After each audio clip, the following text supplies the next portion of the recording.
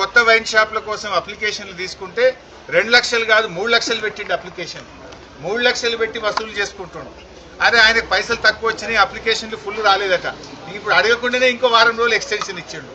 అంటే ఇంకా కొన్ని అప్లికేషన్లు రావాలి, ఇంకా కొన్ని దుకాణాలు పెట్టాలి, ఇంకా పైసలు సంపాదించాలి, జనం తాగాలి, ఊగాలి, రేవంత్ రెడ్డి కిట్టి నిండాలి. ఇంతేనా నీకు? ప్రజల మీద సోయి లేదు. మరి కేసీఆర్ కిట్ ఎందుకు అంతలేదు? బస్తీ దవాఖాన్ల జీతాలు ఎందుకు వస్తలేవు? బస్తీ దవాఖాన్ల మందులు ఎందుకు లేవు? బస్తీ దవాఖాన్ల పరీక్షలు ఎందుకు లేవు అని ఒక్కనాడన్నా రివ్యూ చేసినావా? మద్యం దుకాణాల గురించి ఇంకా దరఖాస్తులు అమ్ముర్రి, 3 లక్షలు ఫీజు పెట్టుర్రి, రేటు పెంచుండ్రి, పైసలు సంపాదించుండ్రి, దీని మీద మాట్లాడుతున్నావు తప్ప గరీబోల గురించి నువ్వు మాట్లాడతలేవు.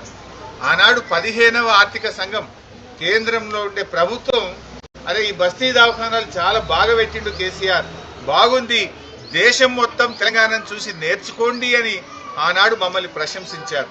కానీ ఈనాడేమైపోయింది? బస్తీ దవాఖానాలకే సుస్థి పట్టింది.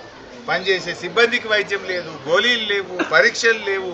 ఆ డాక్టర్ అమ్మ చెప్తుంది అన్ని స్ట్రీట్ డాగ్స్ సార్, పొద్దున డ్యూటీకి వచ్చేటప్పుడు పోయేటప్పుడు ఏడ కుక్కలు కరుస్తాయని భయంగా వస్తున్నాము అని చెప్పి ఆ డాక్టర్ అమ్మ చెప్తున్నటువంటి పరిస్థితి. అంటే జిహెచ్ఎంసీ అసలు పనితీరు బాగలేదు.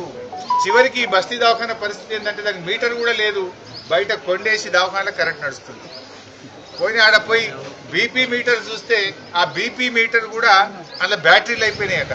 బీపీ చెక్ చేసే మిషన్లో బ్యాటరీలు అయిపోయినాయి. బ్యాటరీ అయిపోతే మాకు ఇక బ్యాటరీలు కొనడానికి పైసలు వస్తలేవు సార్, అయితే కరెంట్ ఉంటే చూస్తున్నాం, లేకపోతే బ్యాటరీ లేకపోతే పక్కకు పెడుతున్నాము అన్నారు.